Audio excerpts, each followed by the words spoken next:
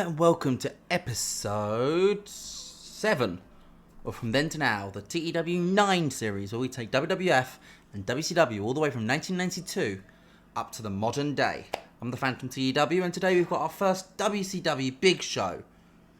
It's the Clash of the Champions 18. And we kick off, ladies and gentlemen. Your hosts for tonight are Eric Bischoff and Magnum TA, using the old WCW hosts setup. And your commentary team, Jim Ross, Tony Schiavone, and returning from the brutal beatdown in Japan, Dusty Rhodes. And Dusty is straight away put into the spotlight because our opening match tonight is the World Tag Team title match, which is his son Dustin teaming with Ricky Steamboat to take on the Dangerous Alliance.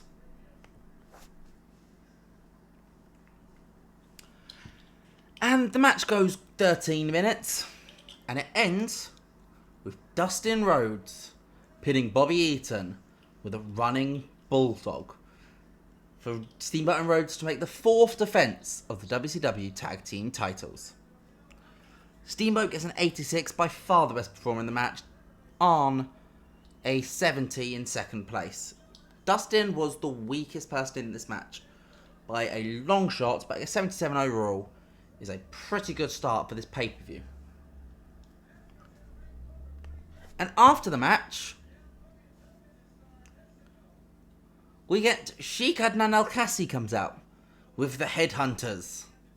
Sheik Adnan, somebody else who has made the jump from WWF in this save, he comes out with the Headhunters. And they start laying down on Dustin Rhodes and Ricky Steamboat, really putting a claim to their WCW Tag Team titles, basically setting themselves up as the next challenger. But Dustin and Ricky's friend comes out. It's El Gigante.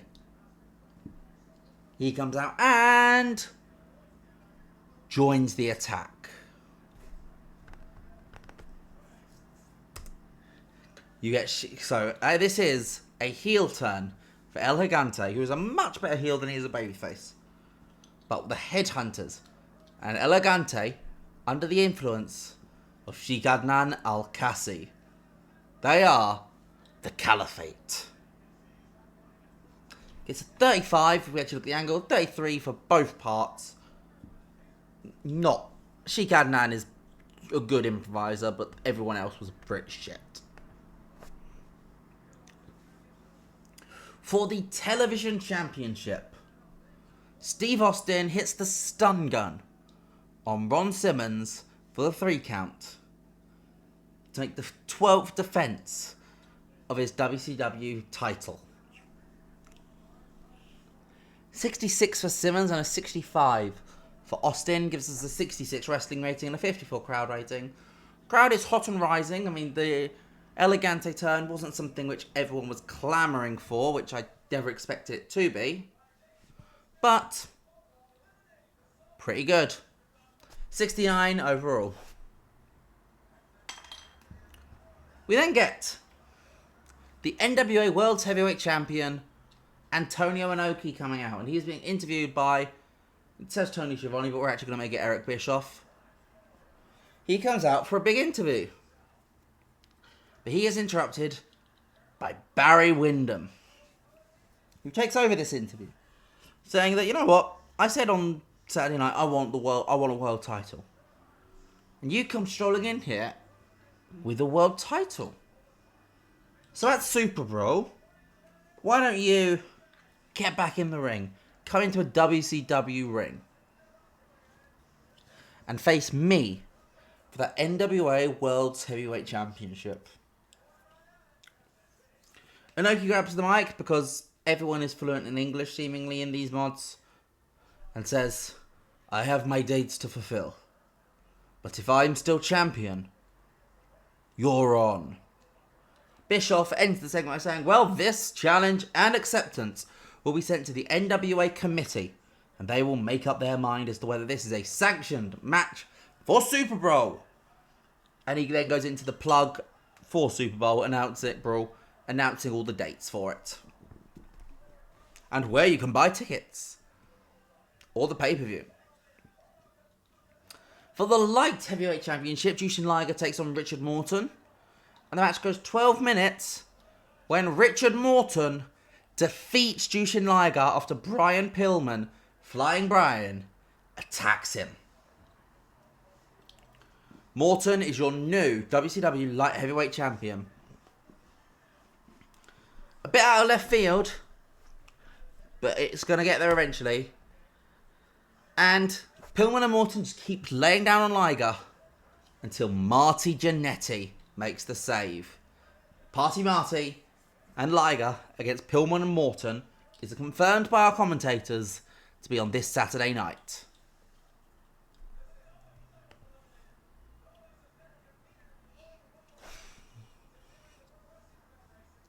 For the United States Tag Team Championships, the Young Pistols defeat the Armstrongs by stoppage after Tracy Smothers injures Scott Armstrong. So the match is pretty respectful the entire way through, until suddenly Smothers almost snaps and he just starts wailing on Scott Armstrong. And Armstrong is completely taken out. He is knocked unconscious. That doesn't stop Smothers, who keeps beating him down. The referee calls this off. Stop this match. The Pistols win. They retain their title. That doesn't stop Smothers. He keeps pulling him down. Brad tries to get in. He gets lariated. And finally, Steve Armstrong holds back Tracy Smothers. He will not let his tag team partner take out his brothers. Family is thicker. Well, blood is thicker than water. And Tracy Smothers is held back by Steve Armstrong. He turns to hit him, but he won't hit his own partner. And Steve just stares at Scott and Brad and just says, "I'm sorry." Gets a 46. We get this match, one of the biggest built matches I've had in this save so far, and it goes 50 seconds. Vader crushes Big Josh. Goes 50 seconds, he hits a running like his sort of shoulder tackle, his block. Takes it down, picks him up, throws him into the rope. Massive clubbing blow. Picks him up, belly to belly. 1, 2, 3. He doesn't even go up for the Vader bomb. He doesn't even go up for the moonsault. You just get the belly to belly, and you're dead. Josh is not a serious contender. He never was. This was always the plan.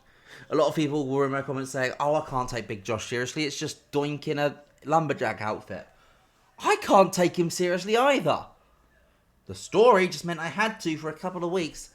But even in that story, he was saying, "Look, I know I'm not really a top guy. Don't really stand much of a chance." He was telling you that not to take him seriously. And he will never be taken seriously again now. And the main event sees Rick Rude defeat Sting in just over 20 minutes after Cactus Jack attacks Sting. Rick Rude makes his fourth defense of the heavyweight title, US heavyweight title, but Cactus Jack comes out because, of course, the Alliance were banned from ringside. Cactus Jack's not part of the Alliance, so he can attack him. But why? Well, guess you'll have to tune in to Saturday night and our next episode to find out. And overall in this show, we get a 72. No pop changes, but our music is pretty balanced. Let's see. Financially, we gained to $250,000. Great stuff. No media scrum, though, for this show. Okay. I guess it was a lesser show. It makes sense. It's a lesser show. Super Bowl is the first big one where we look at the media scrum for WCW. So, I'm going to call this here then. Let me know what you guys thought in the comments down below. We'll have straight away our next WCW episode as our next episode. The follow-up from this. And I will see you guys next time. Goodbye. Also, yes, I'm using All In as my background. Thanks to The Who